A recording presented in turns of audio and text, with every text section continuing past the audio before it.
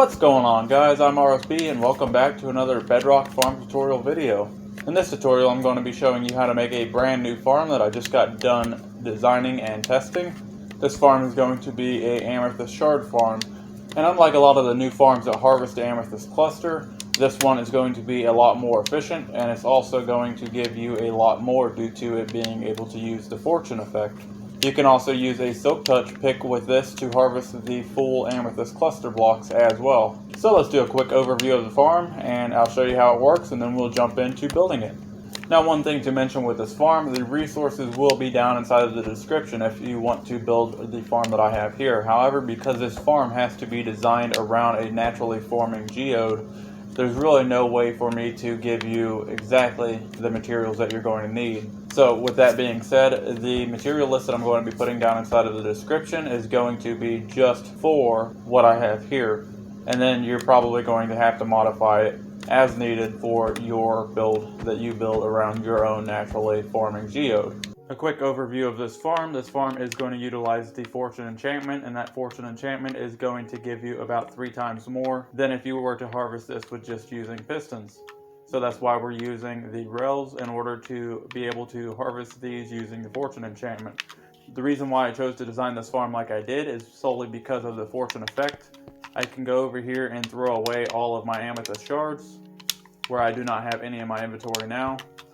And you can see if I harvest this with just one single piston, it's going to break that, and it's going to drop 2 pieces of the amethyst shard.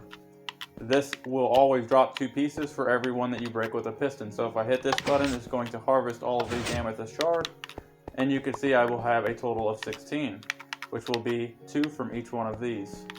Now if I go ahead and throw away these 16, and I come on this side and I harvest the exact same number of blocks, but this time using the fortune effect, then I'm going to harvest all of these, and as you can see, I have a stack of 64, which is a whole lot better than a stack of 16 if you ask me. This farm is made up of 6 different modules to make this entire farm work, and once you piece all these modules together, you get one fully functioning farm. So I'm going to show you how to make these pretty separate from one another, and then you can piece them all together to fit your naturally forming geode. The first module that I want to go over is this one right here, which is our launching module. This one, whenever the clock comes around and strikes the correct position, is going to launch our cart.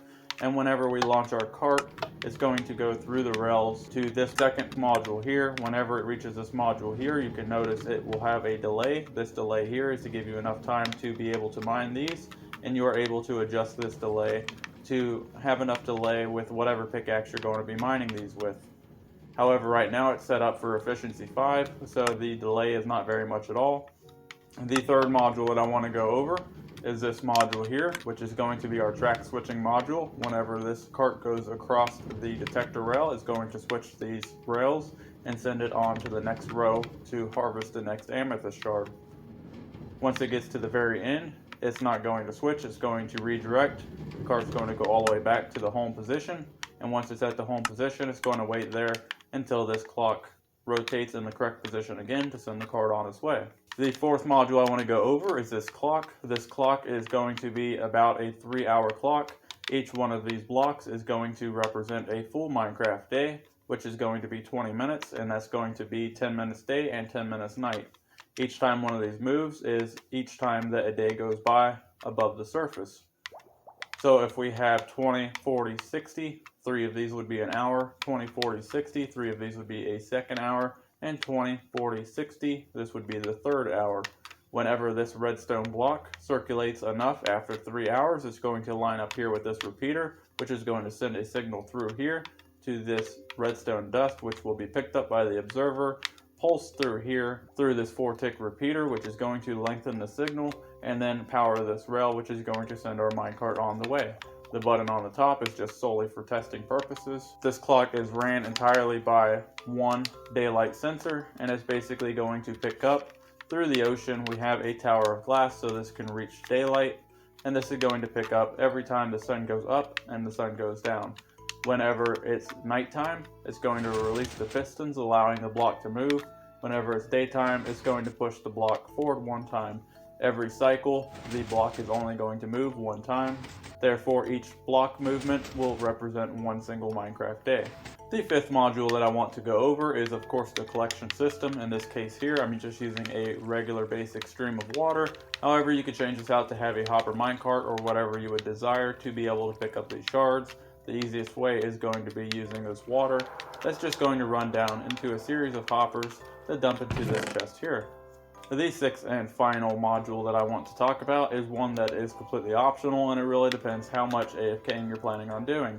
This module you can load full of whatever pickaxes you want, and every time you go over top of this, if you have an empty hand, for example, when your pickaxe breaks, you will have an empty hand, and whenever you go over it, it will spit out the pickaxe with an empty hand. You'll be able to pick that up and continue mining with it. If you do not have an empty hand like you just saw, it's going to drop down into the hoppers to be picked up, pushed into that water stream, elevated, and put back into the system. So basically I'm going to replicate whenever this clock goes around and deploys the cart. I'm going to use this button to deploy the cart instead. So what I'm going to do is press the button and then line up my crosshair and my cursor. Normally at this point you would have a rubber band holding down your mining trigger or have a key held down on your keyboard. So we're going to press this, and once we go over that, it's automatically going to deploy as a pickaxe, and we're going to be able to go over these and mine all of these using our fortune, which is going to give us about 3 times as much as it normally would. Now you can also use a silk touch pickaxe to go ahead and mine the entire thing, and it's going to go ahead and mine the entire cluster, and that's going to be dropped down into the water to where it's going to be collected as well. These are from previous tests, and some of these are going to be from this fortune that we just used. However, the amethyst cluster that is in here, these are the 2 that we just mined with the silk touch. So now that we have a pretty good overview of how this farm works, let's jump into a brand new world, and I'm going to show you the easiest way to find one of these geodes and then start showing you how to make the farm. Alright guys, we just loaded into this brand new world, and the easiest way to find these geodes currently is going to be finding an ocean. Now you can swim under the ocean and find these things by looking around. However, the easiest way is going to be using a potion of night vision. And since I am in creative mode, I'm just going to turn on that potion of night vision, and you can see, we can see the bottom of the ocean a whole lot easier now. And if you look around, these geodes, they are just about everywhere. Well, as you can see, it's already been less than a minute inside of creative, and I've already come across one. What you want to look for is the smooth basalt, and it kind of stands out from everything that's previously on the ocean floor as well. However, if you have the night vision potion on, it really stands out, and they are very easy to spot on the bottom of the ocean floor. So what you want to do at this point is you want to break down through it, down through the calcite, and then you're going to break down into the geode itself. Then go ahead and grab you a block and place that so you get rid of that water inside of here. This part here can be a little bit on the grindy side, but basically what you want to do is you want to dig out all of these blocks and leave all of these budding blocks. The ones that have the X in it, these are the ones that are actually going to protrude your amethyst shards out of them. And just because you don't have any over here does not mean that you can't have any behind these, because these are several layers thick, and there is a lot of the time more budding blocks behind these.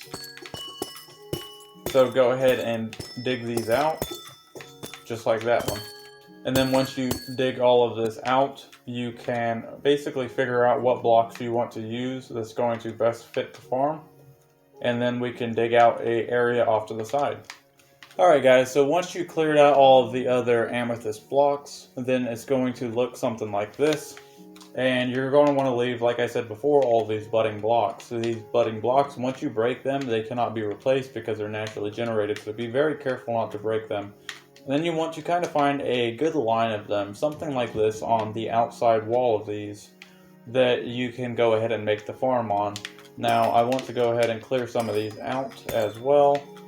That way we have a good line that we can go ahead and harvest. And try not to make it very deep. I would like to keep these probably too deep, So we'll go ahead and focus on these 4 blocks here. However, you can make this farm as crazy as you want to. However, there is a few things that you need to know about it. You're going to want to harvest the amethyst bud that comes out closest towards you on the back of here. This is because of the hitbox. And you technically can harvest the ones that come out onto the sides. However, since one's going to come out on the side here, the hitbox is very small on it. So if you leave your controller AFK on it, and you have your controller aiming to the side to where it's going to break this side, once you come around to this side, it's not going to break it because it's going to be pointing over here instead of over here.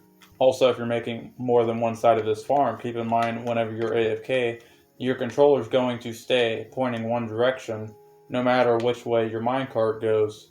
So don't waste your time making one on this side and one on that side, because you're not going to have any way to turn the controller unless you're actively at the game. With that being said, since I've selected these 4 for demonstration purposes, I'm going to clear out this going in this direction, and then we're going to get started making this farm. Alright guys, we have all of this cleared out for a ton of activities. So, this is what you should have for the most part, is having all of these cleared out. Now, if you wanted to make just a general self-harvesting farm, you can go ahead and clear out all of these blocks, all the way around these budding blocks, and that way you have the most available surface area for these things to produce the Amethyst Shards. And you can harvest these by hand if you would like, and you can use that in combination of your AFK farm as well. One thing to note is these things do grow very, very slowly, so you want to make the most out of your rates as possible, so I highly recommend using the fortune enchantment on your pickaxe. That being said, you never want to try to harvest these from your farm, because if you break these, then your farm pretty much will never work again, because there's no way of moving these blocks. So what you want to do is take the temptation away, and you want to fully enclose these with any kind of material that you have. Then you want to basically cover up every single side that you have sticking out, other than this one side that you plan on harvesting. So once you have done that, make sure that you don't have any of these sprouting out. If you do, then go ahead and break them. However, don't point at the block whenever you're breaking them. You want to come to the side and break them. That way you don't risk breaking the actual budding block. Once you've done that, you want to grab a material, and you want to build out by 5. 1, 2, 3, 4, 5. And you want to do this on each one. 1, 2, 3, 4, 5. Alright, once you have done that, you want to go ahead and grab your building block. For this demonstration, I'm going to use smooth stone, and I'm going to place a block underneath the end of every one of these. And then once I do that, I'm going to place down a temporary block and a permanent block there. And then a temporary block, permanent block, and then do it to the other 2 here. Temporary block, permanent block, that way it staggers backwards. And one more. Now you can make this more than 4, or you can make it less than 4. It's entirely up to you, and it really depends on how much you want to go through to make this farm. Then you want to bring these back by about 5 each. And that's just going to give us some working room. Now, basically, this has set up the stopping point of the rail to where you're going to harvest these. And this will basically give you full reach to where you can go ahead and break all of those placement blocks. And you'll be able to harvest the amethyst that comes out of there. However, you'll never be able to break that budding amethyst block. So go ahead and get rid of all of these placeholder blocks. And then we want to go ahead and grab your powered rails, your detector rails, and your regular rails. And you're going to place down a powered rail on the end of each one of these, a regular rail right after those powered rails, and then a detector rail right after all of those. After you have done that, you can go ahead and place down a powered rail right after those detector rails, along with a regular rail. And then at this point, what we want to do is we want to make all of our rails even.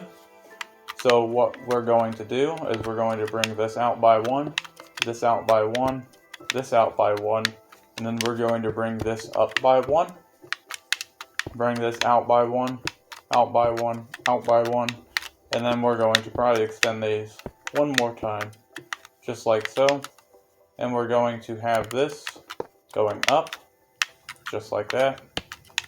Then this can bring this across, these across, and these across. And then we can go ahead and place down a powered rail on each one of these. Bring this out a couple more.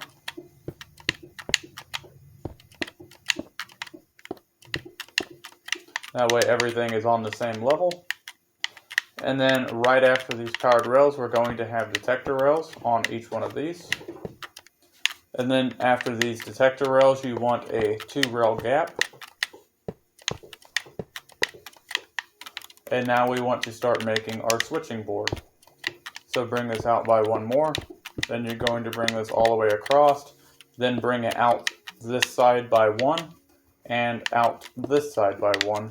Then you're going to take your rails and go all the way across. And that's going to basically connect these how they need to be connected. Then you want to go right to where this rail terminates into this section here and place a block here. And then do the same here, a block here, and a block here. Go to the right side of these, directly underneath where this rail bends, and then you're going to grab your redstone torches, and you're going to place one here, one here, one here, and one here. These need to be directly underneath all of these rails. Next, you want to go ahead and grab your redstone dust, your redstone repeaters, and come to the back side of this block that you just placed down and bring redstone over to where it connects to directly underneath this block here where your detector rail is. Then you're going to do this on the remaining 3, making sure that this is directly underneath this detector rail. This detector rail does have to be a solid material that redstone can pass through. It cannot be anything such as glass. Next, we're going to go between these 2 powered rails and place down a block there with a redstone torch on it, and a block here with a redstone torch on it. That way it's powering all 4 of those rails, just like so. Now we want to come to the front here, and directly underneath these detector rails, we want to place down some redstone dust, and we want to basically connect the underside of all of these detector rails with redstone dust. So come over to this one. We're going to dig this out by 3 to where the redstone dust can entirely run underneath it. Then bring this up, over, directly underneath this one, and directly underneath this one as well. Now you want to go ahead and place a torch here. You want to make sure that you have the particles coming off of this redstone dust directly underneath this detector rail. That way you know that the redstone signal can make it all the way across your entire redstone line. Go ahead back over here and you can go ahead and remove this test torch. Once you've done that, you want to go ahead and take a redstone repeater, place it down here, and place it on 4 ticks, coming out of the very end of that redstone dust. And then go to the other side and do the same thing. Place down another redstone repeater, coming out of this side, and place that on 4 ticks as well. Next thing that we want to do is start on the platform that's going to power these rails. So underneath each one of these, you're going to place down a temporary block, a permanent block, and do that in front of all 4 of these, just like so. And then you want to bring this all the way across, which is what your redstone's going to be on. This can go down like this, and over, and then this needs to go back around and come back in front of this one here. So it should look something like that. Now with the way that these are close to this amethyst block here, we're going to want to move these 2. That way we don't have any amethyst going to fly and land on top of these. So what we want to do is place a block there and a block there, and we're going to have to find an alternative way to put these. So grab your redstone repeaters, and we're going to place down one here facing into this block to power that rail. And all of these that we place up here are going to be on the standard 1 tick delay. So there, there, and there. Now we can figure out our wiring and the way that we're going to route all of these. So if we move this one here, we can place that here, and then that will come across, and we should be able to run a straight redstone line across all of these. And since this block here is still kind of concerning to me, I think what we're going to do is break this block here. Then I'm going to grab some glass. And then I'm going to place glass here. Place my repeater on it. And then I'll be able to break these two blocks here. Break this block, which is that troublesome block that I don't want there. Then I'll be able to bring this around and down. And then that should connect it just like that, because using the glass, it does not cut off the redstone signal. Now, just like before, we want to come to this side. Any side is fine. And then place down a redstone torch. You want to make sure that your torch signal makes it all the way across, and that all of these repeaters are lit up, just like that.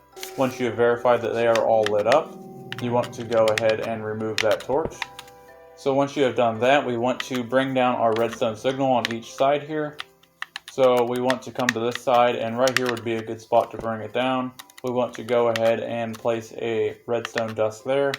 And then we want to power this block, which is going to power that redstone dust. So go ahead and place a repeater there. And then you can connect this over to this repeater as well. You can go ahead and place this on 4-tick delay. You want 2 of these 3 repeaters to be on a 4-tick delay at least to give you enough time to mine it. However, if you are using something that's not a netherite pickaxe, then you might want to add even more delay to this to make the mining time slightly slower, so you have more time to sit there and mine the material. Once you've done that, you want to come to this side over here, and right on this block to where the redstone gets brought down, you want to go ahead and place a redstone repeater there. Put that on 4 ticks as well, and then connect these 2 across. Now you want to go ahead and grab a redstone torch, and anywhere behind these repeaters, you can go ahead and place that torch down to power this redstone signal. And you want to make sure that every one of these up here are going to be powered.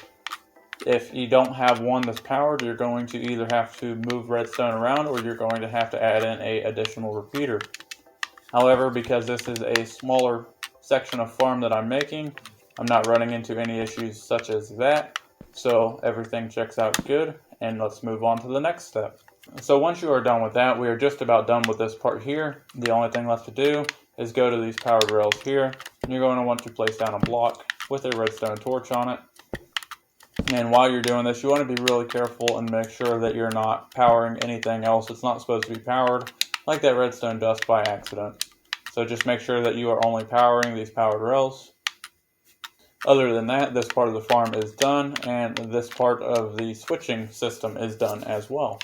One thing to note at the very end, it's not necessary to have a switching system if you don't want one, or if it's not going anywhere else. So you can technically remove these, and you don't need to have it on the very end here to where this rail comes around. So this will basically send us back, and the cart will go all the way back and return to home. So to test this out, you can go ahead and place down a few more blocks, and then place down a powered rail, regular rail, block, and then you can power that. Grab you a minecart, throw the minecart in there, and then jump inside of the minecart. Without an entity inside of this minecart, it's not going to go very far, so make sure that you are at least riding it or using a minecart with a chest inside of it. That way it does not stop on the tracks. And as you can see, this works just as it should, and then it's going to return us to home. So now you can go ahead and break this little section that you just added in to test it. And since we are beginning to run out of room, I think I'm going to build this around and have kind of a corner here. And then we can have a powered rail here and here, block here to power those, and then bring this around just like so. Next, we're going to bring this all the way across. And then at the very end here, we're going to have a block, a powered rail, a regular rail, and then fill this in with regular rails, temporary just for now. And now we're going to get started on the clock that's made to power this. So for this clock, you're going to want to grab your redstone block. You're going to want to grab the material that you want to push around. In this case, I'm just going to use glass. You're going to want to grab 4 pistons, some redstone repeaters. You're also going to want some redstone dust and some building blocks as well. So what you're going to want to do is you're going to want to lay out this design, and you want to kind of give yourself some room. We'll go ahead and do this over here in the corner. And you're going to want to place down 2 blocks. Then you're going to go diagonal, place down 2 more blocks. Diagonal again, 2 more blocks. Diagonal again, place down 2 more blocks, and then place down your redstone block as that very last block. Then you're going to grab your pistons and go right inside of this corner block and place down a piston facing this direction. Go to this corner block, place down another piston facing this direction. This corner block, a piston facing this direction, and this corner block, a piston facing this direction as well. Now the only problem is there's not any blocks in the corner to allow this thing to be pushed. So you want to take one final piece of glass and fill in one of these 4 corners. Next you want to go ahead and take a building block and line this all the way around the pistons, leaving your 3 empty corner blocks.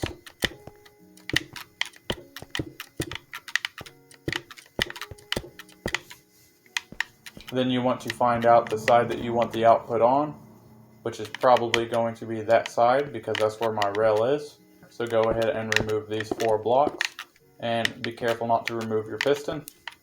And what we want to do at this point is grab our redstone dust, and we're going to line this over top of the pistons all the way around here till you get to the very end piston. Make sure that you place the redstone dust on top of the pistons as well. Then you want to grab your redstone repeaters, and on this very first piston here, you're going to want to place a piece of redstone down here and a repeater here. Set this on 4 ticks delay. Then you're going to want to come up here and you're going to remove this piece of redstone dust, place down a repeater here on 4 ticks delay. Go past this piston to this block here, place down a redstone repeater, set that on 4 ticks delay, and then go past this piston on this piece of redstone dust here, place down a repeater on 4 ticks delay. So once you get done with this, it should look exactly like that. And to test that this thing works correctly, you're going to want to grab you a button and go ahead and place a button on the back of this repeater. Every time that you push this button, it should move that redstone block by 1. And inside of the corners, it's going to actually move it twice. However, that's perfectly fine because we're only counting these side blocks here. This redstone block is going to move a total of 9 times, so it's going to give us a little over 3 hours of time. Now we want to come to this side where you broke these blocks out, and on the center here, where this glass block is, you're going to want to have a redstone repeater coming out like that, and you're going to place this on 2 ticks delay, just like that. Next you're going to grab your redstone dust and you're going to run this redstone dust over towards your powered rail here, and you're going to stop about 1 block from it. Then you're going to grab your observer and you're going to face an observer down, observing that piece of redstone dust. You're going to place a block right next to that observer, redstone dust on top of it, and a repeater facing into this block here. This repeater needs to be set on 4 ticks delay, and that's going to be the circuit that launches your cart. Next thing that we need to do is give our clock some sort of input. So you want to go ahead and grab your daylight sensor.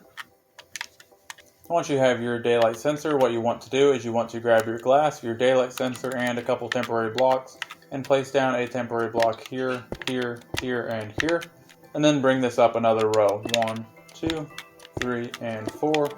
Take your daylight sensor and place inside of the hole here. Then you want to go to the daylight sensor, then go directly above it and break the blocks until you get to either the ocean or the daylight that's directly above you. So now that we have water coming down through here, we wanted to put these blocks down here so it did not flood everything. But we also have sky access almost to this. The only thing that we need to do is make a row of light there. So next we want to go over here and we want to find a way out of here. And we don't want all of this redstone to be flooded. Dig a hole that's several blocks deep and then stairway yourself out of it. Be careful not to break any redstone. And then you want to go right where you dug this hole at, and you want to dig directly above it. And you want to dig it down several blocks deep, that way if you have any gravel that falls, which you probably will coming out from underneath an ocean, then that's not going to fill that hole and flood everything. So now that you have a way out, you're going to want to come over here, grab your glass, go directly over top of this hole, and you're going to want to build this straight up all the way to the very top of the ocean. Now you can come back down through this hole, and you can go ahead and patch this up. Then you can go ahead and fill this back in. And then we can remove these blocks. And then you can place a piece of redstone here and here. So now we need to go ahead and install the module that's going to give us our pickaxes if you want that part added to the farm. If not, you can automatically replenish your own pickaxes if you wish to do so. However, this is going to make it to where if you're leaving your controller for a very long time and you want a very long AFK session, you don't have to worry about your pickaxes ever running out. They're just going to be replenished, and you can load as many in it as you desire. So to build this, you're going to go all the way to this right side, closest to this power rail, away from this powered rail here, and you're going to skip this rail and go ahead and break this rail and remove this block. Then you're going to want to place down a temporary block here and here, remove that temporary block, and place down a hopper facing into this block, and then remove that block there. That way this hopper is facing in this direction. Then you want to grab your droppers, place a dropper in here facing away from that hopper. It should be facing this direction. Then you want to go ahead, grab your soul sand, and place your soul sand here. Grab your glass, and then you're going to tower this glass up all the way around it until this is too high from this dropper. So it should be too high from that dropper, just like that. And you can go ahead and remove these to save on glass if you would like. Next thing you want to do is add the circuitry that's going to power your auto dropper.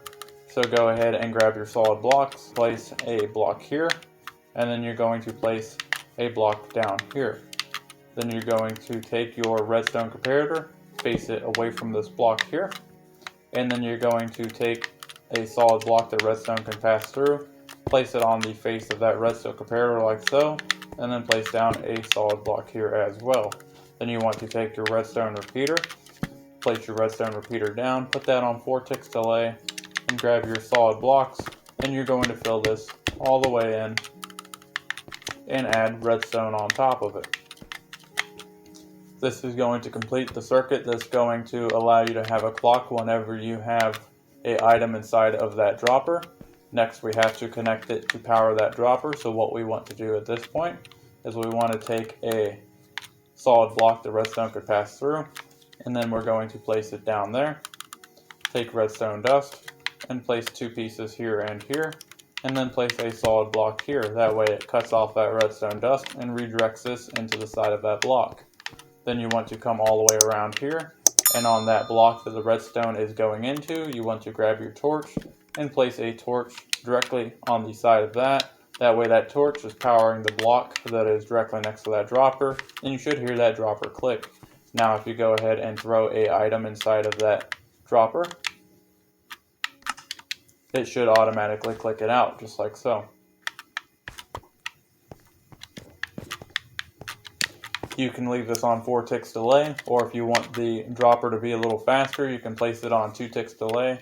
However, it has to be at least 2 ticks delay in order to work. So if we go ahead and place another item inside of that dropper, you can see it'll dispense it very quickly. So that's the dropper elevator done. Now we just need to add some water and finish up the rest of this. So what we want to do at this point is go ahead and grab your dropper again, come down here on top of this hopper, crouch, and jump and place a dropper on top of that glass block. Make sure that you have 2 glass blocks on top of this bottom dropper, and then you'll have the dropper on the very top glass block, just like so. Then you want to grab your temporary blocks and place a temporary block here and here. Remove this temporary block. Go ahead and grab your 1 stair, and you're going to aim at the top of this temporary block while being underneath this dropper and place down a stair. That's going to place the stair down in this position to where you have the stair upside down, and the open part needs to allow you to be able to see the dispensing part of this dropper. Next, we want to get our power up to the top here.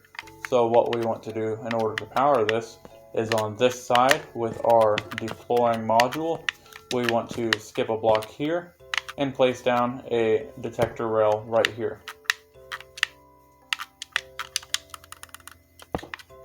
Next to this detector rail, you want to go on the side that your droppers are on, and you want to place down a block that's level with it, just like so, with redstone on top of it. And then we're going to start to stair this up as well.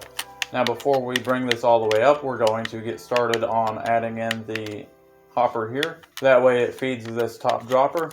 So if we place a hopper here, it's going to block our water stream coming up. So you can either place one here, or you can place one on this side and have it come around and loop around. For this example, I'm going to keep this lower and more compact. So I'm going to bring this up an additional 1 all the way around. And then I'm going to have a block here, bringing this up as well.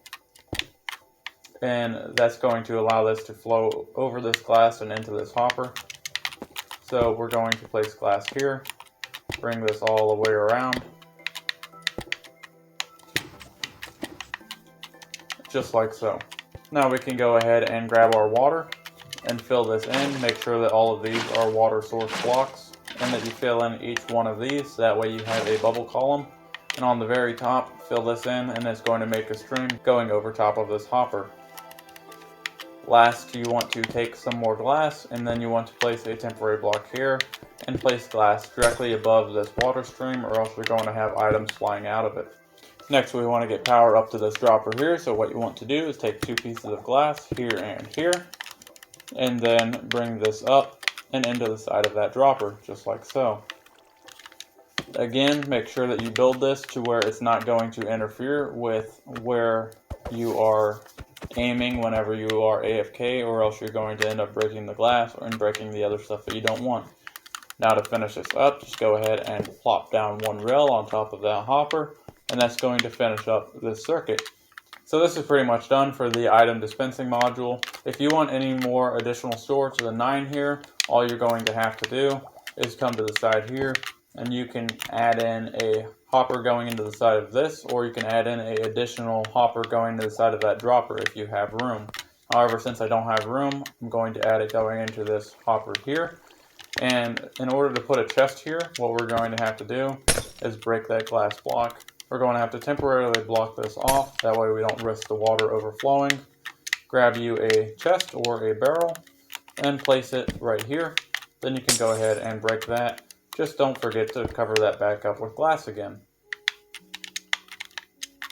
Now to test this out, you can just throw any item inside of there.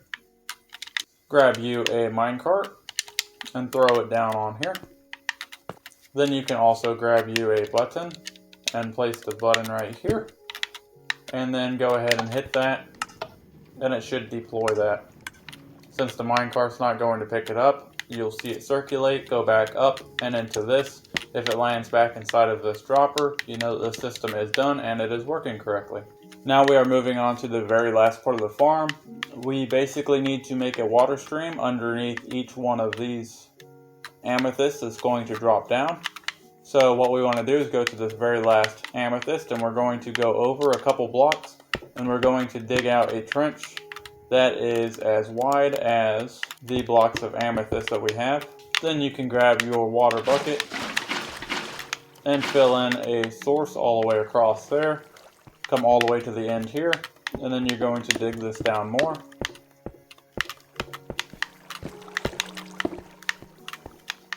and then dig the last blocks out where this is, and it's going to cause this water to flow down. Then we want to dig us out a little collection area.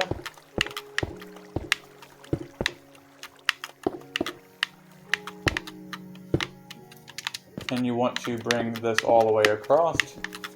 Dig this out to where our chest is going to go.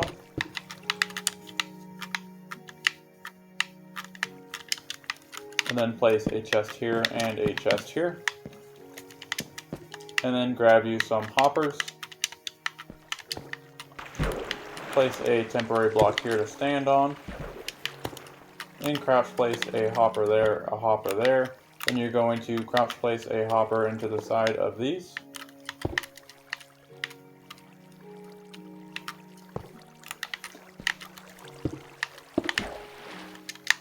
And then you want to make sure that you can throw an item into each one of these side hoppers and that they all end up inside of this chest. Just like so. Then you can place 2 pieces of glass over top of that chest and dig this down. That way you can access it without having to deal with the water.